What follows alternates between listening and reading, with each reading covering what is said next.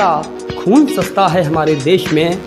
अब वजीरों, नेताओं या पागलों को छोड़कर और खुलकर कौन हंसता है। आने का वैसे तो मेरा कोई ख़ास मकसद नहीं था, लेकिन मैंने अपने गांव में बहुत सी महिलाओं को, बहनों को काफ़ी समस्याओं से जूझा। ऐसे मेरे घर वालों की भी इच्छा थी कि मैं राजनीति में आऊं, इसीलिए मुझे सभी लोगों ने सपोर्ट करता हूं कि न कमरा जान पाता है न अंगड़ाई समझती है, न कमरा जान पाता है न अंगड़ाई समझती है, कहाँ देवर का दिल अटका है भौजाई। हिल पर पानी बरसता है हमारे देश में, खेत पानी को तरसता है हमारे देश में, आदमी का हाल खस्ता है हमारे देश में, दूध महंगा खून सस्ता है हमारे देश में। अब वजीरों, नेताओं या पागलों को छोड़कर और खुलकर कौन हंसता है हमारे देश में। नमस्कार दोस्तों, मैं आपके साथ हूं कवि देवेंद्र शर्मा और आप देख रहे हैं हमारा खास कार्यक्रम पंचायत चुनाव पर चर्चा। इसी पंचायत चुनाव कार्यक्रम की श्रृंखला में आज हमारे साथ हैं एक ऐसी मेहमान जो युवा, शिक्षित, तेजस्वी और वार्ड नंबर 31 बरेली से जिला पंचायत सदस्य हैं। बहुत बहुत स्वागत है मंजू जी आपका। धन्यवाद देवेंद्र शर्मा जी आपका, आप नवस्वर चैनल में आप सभी लोगों का। आज हम आपके यहाँ पर हैं, तमाम विषयों पर बात करेंगे। मंजू जी, मैं पूछना चाहूँगा कि आप राजनीति में आई, जिला पंचायत सदस्य आप बनी, राजनीति में आने का क्या कारण था, कब, क्यों, कैसे आए, राजनीति में शुरुआत कैसे हुई आपकी। राजनीति में आने का वैसे तो मेरा कोई ख़ास मकसद नहीं था, लेकिन मैंने अपने गांव में बहुत सी महिलाओं को, बहनों को काफ़ी समस्याओं से जूझते हुए देखा। तो मैंने भी मन में विचार किया कि क्यों ना इनकी समस्याएं दूर की जाएं। और इनकी समस्याएं तभी दूर हो सकती थी कि जब मैं कुछ अलग कुछ करूं। जैसे राजनीति का रास्ता अपनाया मैंने, इसलिए राजनीति में आना उचित समझा, जिससे अपनी बहनों को, गांव के लोगों को, गरीबों को उनकी मदद कर सकूं। जैसे भी वैसे मेरे घर वालों की भी इच्छा थी कि मैं राजनीति में आऊं, इसीलिए मुझे सभी लोगों ने सपोर्ट भी किया। और मैंने जिस मकसद से मैं राजनीति में आई वो मकसद भी मेरा पूरा हुआ। मैंने महिलाओं की जैसे भी मुझसे जो मेरे मतलब कि मकसद था, उनकी समस्याएं थी, जो भी शिक्षा से लेके बीमारी हैं, कोई परेशानियां हैं, वो सब मैंने दूर की। जहाँ तक नहीं मंजू जी, बड़ा कठिन होता है महिलाओं के लिए, विशेष तौर पर स्त्री को, कि वो पॉलिटिक्स में आए और उसके घर वाले बड़ा सपोर्ट करें। मैं देखता हूँ कि आपके मायके में कोई राजनीति करता था कि नहीं। मायके में मेरे चाचा जी हैं, राजकुमार जी, इस समय वो पीलीभीत में हैं, टीचर भी हैं, वो राजनीति करते थे, लेकिन उन्होंने मुझे बहुत सपोर्ट किया। तो मेरा भी मन बना, जब मेरे परिवार के लोग ससुराल में, मायके में सब मुझे सपोर्ट कर रहे थे। तो प्रेरणा कहाँ से मिली आपको? जैसे कोई ना कोई ऐसा व्यक्ति होता है जिसे देख के लगता है कि मैं इसके तरह बनना चाहूँगा, बनना चाहूँगी, आपको ऐसा क्या लगा, किससे लगा?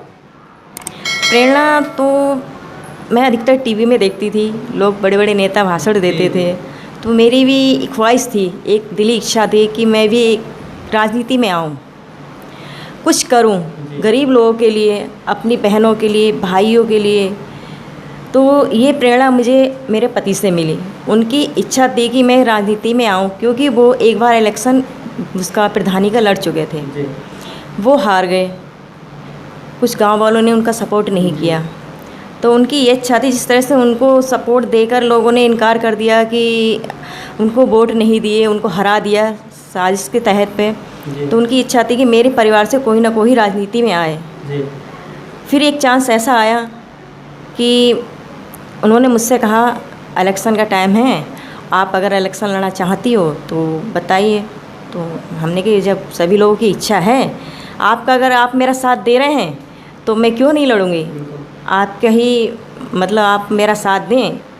अधिकतर लोग परिवार में महिलाओं का राजनीति में पहले से इच्छा थी और उन्होंने कह दिया तो और मन बन गया। तो मैंने कहा अगर आपके परिवार वाले कोई ऑब्जेक्शन ना उठाएं, कोई मतलब दिक्कत ना करें, तो मुझे कोई ऐतराज़ नहीं। फिर पहली बार राजनीति में मतलब कदम उठाने से पहले भाई गांव में, मोहल्ले में सबसे पूछ लेना चाहिए कि वो उन लोगों की क्या राय है। गांव के मुखिया हैं, प्रधान हैं, इन सब की राय लेना भी बहुत ज़रूरी था। उन लोगों ने सब ने हाँ कर दिया, बोले ऐसा है। अभी तक हमारे गांव में जिला पंचायती नहीं आई, कोई भी मतलब कि प्रधान भी नहीं थी, बीडीसी मेंबर भी नहीं थे, इसलिए हमारा गांव बहुत पिछड़ा हुआ था। मेरे गांव में लाइट तक नहीं थी। जब मेरी शादी हुई तो मेरे गांव में लाइट भी नहीं थी, कोई खरंजा भी नहीं था, बहुत ही उबड़ खाबड़ रास्ते थे। तो पहली बार मैं जब गई तो मुझे देख के बहुत अजीब सा लगा, मुझे बहुत दुख भी हुआ कि मेरे पापा ने मुझे ऐसे गांव में शादी कर दी जिसमें लाइट तक नहीं है। तो मन तो पहले ही बना लिया था कि कुछ काम ऐसे करूँ जिससे अपने, कुछ नहीं तो लाइट तो होना ही चाहिए गांव में, जिससे बच्चे बहुत परेशान रहते पढ़। अब तो हो गई होंगी। हाँ अब हो गई। अच्छा, आप बन गए तो हो गई अब तो। हाँ अब तो हो गई भाई। कौन सा गांव है? मेरा गांव थानपुर पड़ता है, थानपुर बलिया जी। ये बरेली में है, थानपुर बलिया गांव। अच्छा मंजू जी, पूछना चाहूँगा कि 5 साल आपको जिला पंचायत सदस्य रहते हुए हो गए, अब चुनाव भी आने वाले हैं पंचायत चुनाव के नेक्स्ट, कैसा रहा आपका ये 5 साल का सफ़र? 5 साल का सफ़र वैसे तो बहुत अच्छा रहा, लेकिन बहुत इसमें उतार चढ़ाव भी आए। अब आप जानते हैं राजनीति में महिलाओं का निकलना, बाहर उठना बैठना कितना टिफ़िकल्ट होता है, काफ़ी। लेकिन मुझे इन बातों से कोई फ़र्क नहीं पड़ा। मुझे जो काम करना था, जो भी मुझे सेवा करनी थी महिलाओं की, किसी की भी, जैसे गरीब की, अनुसूचित जाति है, जनजाति जो भी है अपने, मैंने सबका खुल के, जैसे मेरा मतलब वो था, संकल्प था कि मैं इन महिलाओं की सेवा करूंगी कि अपने जो बेचारे गरीब हैं, बुज़ुर्ग लोग हैं, उनकी कोई सुनता नहीं है, और पैसे वाले लोग हैं वो बेचारों का हक छीन लेते हैं। इस टाइप का जो भी था मैंने अपना प्रयास किया, जो जहाँ तक मेरा प्रयास था मैंने खुलकर उन लोगों की सेवा की, मदद की और उनको प्रेरणा दी कि भाई आप लोग भी अपने हक के लिए लड़ो। जब तक आप किसी बात के लिए कोई मुद्दा नहीं उठाएंगे तब तक आपको कुछ नहीं मिलेगा।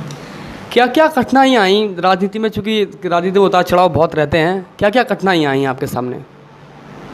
सबसे बड़ी परेशानी तो देखिए एक अकेली महिला को बाहर जाने में रहती है। मेरे पति सरकारी सर्विस करते हैं, लोग ऑब्जेक्शन उठाते हैं कि वो रात में आ रही हैं, कि वो कुछ नहीं कर सकती हैं, किसी कि वो वहाँ ऐसे बैठना उठना है। अब जो राजनीति में आते हैं तो सभी लोगों से मिलना जुलना रहता ही है। तो हमें ये नहीं सोचना चाहिए कि वो पुरुष है कि ये महिला है, कि हमें आदमियों से बात नहीं करनी चाहिए, कि लेडीज़ों से बात करनी चाहिए। इस तरह से नहीं, हम खुल के हर किसी से बात करते। महिलाएं आपसे शिक्षित हैं, वो भी हर काम में आगे आ सकती है। बिल्कुल बिल्कुल। आजकल महिलाएं किस काम में नहीं है, डीएम है, एसडीएम हैं, टीचर हैं, और हर कार्य में, हर पद पे महिलाएं आगे हैं। तो महिलाओं को आगे निकलना चाहिए, और राजनीति में मेरे को लगता है कि महिलाओं को हर क्षेत्र में आगे आना चाहिए, हर क्षेत्र में आना चाहिए, ये उनका हक है। बहुत से पुरुष ऐतराज़ उठाते हैं कि महिलाओं को घर से बाहर नहीं निकलने देते, लेकिन ऐसा कुछ नहीं है। महिलाएं भी वो सब कुछ कर सकती हैं जो पुरुष कर सकते हैं। अगर आज आप देखते हैं जो भी आगे देश बढ़ रहा है, इसमें महिलाओं का सबसे बड़ा योगदान है। अगर महिलाएं सपोर्ट ना करें हैं तो पुरुष इतना कार्य नहीं कर सकते। बराबर की हिस्सेदारी महिलाएं कर रही हैं, चाहे राजनीति में हुआ, चाहे किसी भी लाइन में आप देख लीजिए, महिलाएं भी पुरुषों की अपेक्षा ज़्यादा कार्यरत। अच्छा, 5 साल मंजू जी, आप 5 साल जिला पंचायत सदस्य रहे, वार्ड नंबर 31 बरेली से। आपने ऐसे क्या काम है, महत्वपूर्ण काम, जो आप गिनवा सकते हैं, जो आपने कराए अपने क्षेत्र में? देखिए, सबसे बड़ी प्रॉब्लम तो अधिकतर थी लाइट की। हर क्षेत्र में थी, लाइट नहीं थी जी। और शौचालय हैं, बहुत से गांव ऐसे, मेरा ही गांव ऐसा था जहां पे खरंजे तक नहीं थे। मैंने प्रयास करके आज प्रधानों के ज़रिए से, विधायक जी के माध्यम से सबसे कह कर शौचालय बनवाएं, और वृद्धा पेंशन दिलवाई, और तुम्हारे लिए ये क्या कहते हैं खरंजे डलवाए हर गांव में। नल की जहाँ प्रॉब्लम थी नल का लगवाया। जो भी मेरे मतलब कि बस में था मैंने सारा कार्य किया, जिससे कि मेरे गांव के लोग ये ना कहें कि हाँ इन्होंने 5 साल के उसमें जिला पंचायती उसमें कुछ नहीं किया। मैं यही करना आगे भी ये चाहती, चाहे मैं जिला पंचायत रहूं या ना रहूं, लेकिन मेरा प्रयास हमेशा यही रहेगा कि मैं अपने क्षेत्र का विकास करूं। जैसे भी मुझसे होगा मैं हमेशा उनके साथ खड़ी रहूंगी। जिस टाइम उनको मेरी ज़रूरत हो, रात हो या दिन हो, जब भी वो मुझे किसी भी समस्या उनके पास हो, वो मुझसे सॉल्व करवा सकते हैं। अगर मेरे बस में है तो मैं करूँगी और करती आई हूँ। अच्छा, अब आगे राजनीति में करने का क्या मन है? चूँकि 5 साल अब चुनाव भी आने वाले हैं, तो राजनीति में क्या चाहते हो? अब क्या मन है आगे करने का?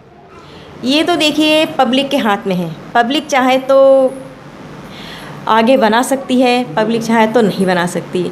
मेरा तो प्रयास यही था जो कि मैं जो करना चाहती कि देश सेवा, गरीबों की सेवा, अपने जो बेचारे बेसहाय लोग हैं जिनकी कोई नहीं सुनता है उनका साथ देना। पिछड़े वर्ग के लोग अधिकतर गांव में देखो आप जाकर, बड़े बड़े जो भी फ़ायदे गरीबों के लिए आते हैं बड़े लोग ले जाते हैं। मेरा प्रयास ये रहता है कि उनको उनका हक दिलाया जाए और मैं दिलाती हूँ। जिनके जैसे गरीब लोग भी हैं, गांव के और लोग भी हैं, उन्होंने अगर मेरे द्वारा जो काम किए हुए हैं उनकी नज़रों में हैं तो वो मुझे आगे चांस देंगे। और मेरा तो यही प्रयास है, मैं जैसे सेवा कर रही थी वैसी सेवा करना चाहूँ। अगर उनका मन है कि मुझे आगे जिला पंचायती जिताने का तो मैं उनकी सेवा करने के लिए तैयार हूँ। क्या बात है, बिल्कुल। अच्छा, चलते चलते अंतिम प्रश्न की ओर चलते हैं हम। युवाओं के लिए क्या संदेश देना चाहोगी, विशेष तौर पर महिलाओं और लड़कियों के लिए, क्योंकि आजकल राजनीति में आप हैं और जिला पंचायत सदस्य तक का सफ़र तय किया है आपने, बिल्कुल ज़मीन से उठकर जैसा आपने बताया। तो आप महिलाओं के लिए और लड़कियों के लिए क्या संदेश देना चाहोगी? मैं देवेश जी इतना ही कहना चाहती हूँ कि महिलाओं को भी घर से बाहर निकलना चाहिए, उनको भी अपने हक के लिए लड़ना चाहिए। अब बगैर मांगे तो कुछ नहीं मिलता है। बहनें हैं, बेटियां हैं, उनको पढ़ाना चाहिए, उनको शिक्षा अच्छी देनी चाहिए, राजनीति में भी आना चाहिए खुल के। और कोई भी बात है, अगर कहीं आपका शोषण हो रहा है तो उसको आपको खुल के उसका मुकाबला करना चाहिए और उनको राजनीति में हर लाइन में आगे आना चाहिए। मेरा तो यही कहना है।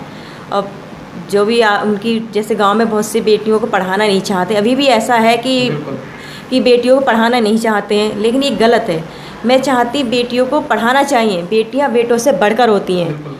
मेरे भी बेटियां हैं, मैं अपनी बेटियों को कभी, मेरे बेटे नहीं हैं लेकिन मैं अपनी बेटियों को कभी ये नहीं सोचती मेरा बेटा नहीं है। उनको इस तरह से शिक्षा देती हूँ जैसे वो मेरे बेटे हैं। मेरी सभी गाँव वासियों से, बहनों से, क्षेत्रवासियों से यही है कि भाई अपनी बेटियों को पढ़ाएं और महिलाओं को भी आगे आने दें। ये ना सोचें कि अगर महिलाएं बाहर निकल के काम करेंगी तो इसमें उनकी तौहीन है, लेकिन गलत है ये उनकी सोच गलत है। आजकल दोनों मियाँ बीवी कमाते हैं तभी आगे अच्छा परिवार पलता है और आगे मतलब अपने बच्चों को अच्छे संस्कार दे सकते हैं, अच्छा उनकी पढ़ाई लिखाई को करा सकते हैं। और मान एक आदमी, आजकल इतनी सैलरी नहीं है कि एक आदमी की मतलब की कमाई में पूरा परिवार चल सके।